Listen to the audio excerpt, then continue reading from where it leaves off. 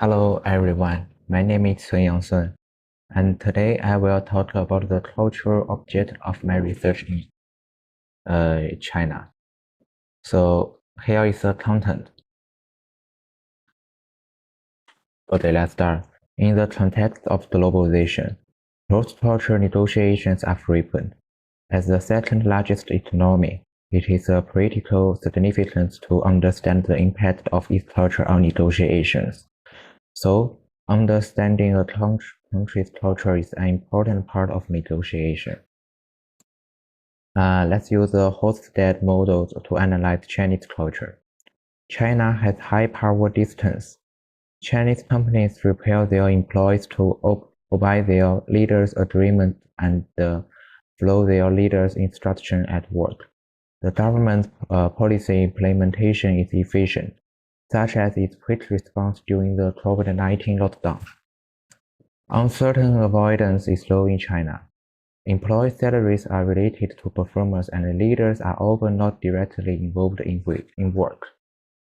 And Chinese culture places more emphasis on collective interests. And Chinese collectivism is rooted in agricultural civilization and the family system. According to 2023 Spring Festival data, the number of Chinese people who choose to go home during the Spring Festival reached 3.6 billion. Obviously, China has a deep concept of family and collective. Chinese society is more inclined to masculinity, which shows that Chinese society attached great importance to competition. Success and achievement to the concept of man was outside and woman was inside still affects in the division of labor in the family.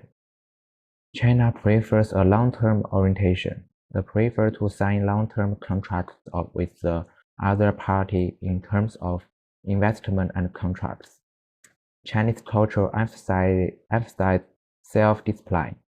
There are strong regulations on public speech and behavior. According to the World Values Survey in 2022 report, only 28% of Chinese respondents agree with enjoying life in the present moment. Now it is time to discuss why culture is important in negotiation. Culture profoundly affects how people think, behave, and communicate. This affects the way people make deal and negotiate. In negotiations, building long-term trust and interpersonal relationships is often considered a priority. Chinese people pay more attention to mutual interests, so it's a win-win. And the personal style is formal. Chinese will pay attention to etiquette when making a first contact and dress formally. The communication is indirect. When communicating with them, you need to consider whether their expressions contain other meanings. The emotional is low. Being calm and patient is the ideal state. Sensitivity time is low. In negotiations, time is more regarded as a flexible resource, the purpose of which is provide space for building trust, coordinating interests, and reaching consensus. And the type of agreement is specific. Because of the high contextual character of Chinese culture, there is a possibility of misunderstanding. And building an agreement from the bottom up, Chinese culture is more collectivist, so which means that authority is mainly concentrated in professional groups. A team organization has one leader. In negotiations, you need to focus on communicating with the leader. And the last one is risk-taking is low.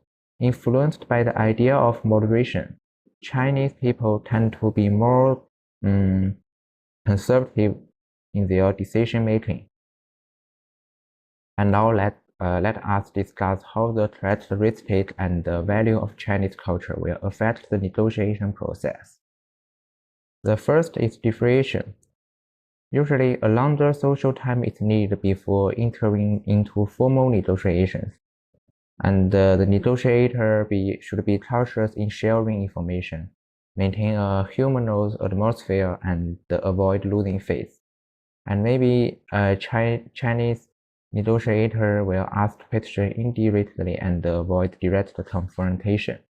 And they will be patient, pay attention to social attitude, and express their sincerity and commitment to long-term cooperation.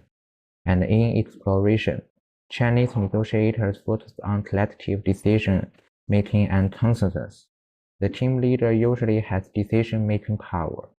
So Chinese negotiators will emphasize this win-win cooperation and highlight common interests. And they will be patient, discuss things with multiple parties, and then make a decision. In exchange, Chinese negotiators are more concerned with long-term cooperation and short-term interests. The concessions they make are often strategic in order to get better returns, and they choose to resolve conflicts privately in order to maintain a stable and humorous negotiation environment. And in the second chat, so how can we manage negotiations with Chinese negotiators more effectively? In differentiation, negotiators should build trust first and build relationships without rushing into talking business. Negotiators should respect their leaders and give a priority to communicating with them. And in the exploration, negotiators should interact with all members, but make communication with the leader a priority. And the negotiator should be prepared for an increase in negotiation time, and they should emphasize on win-win decision making. In exchange, negotiators should make sure that the rewards for compromise are fair and don't be overly concerned with our own interests.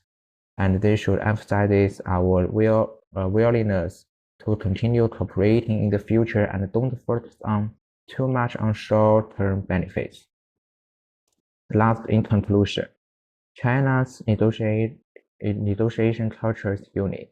This culture genes not only define the behavior patterns of negotiations, but also reflects the Chinese society pursuit of harmony, dignity, and reciprocity.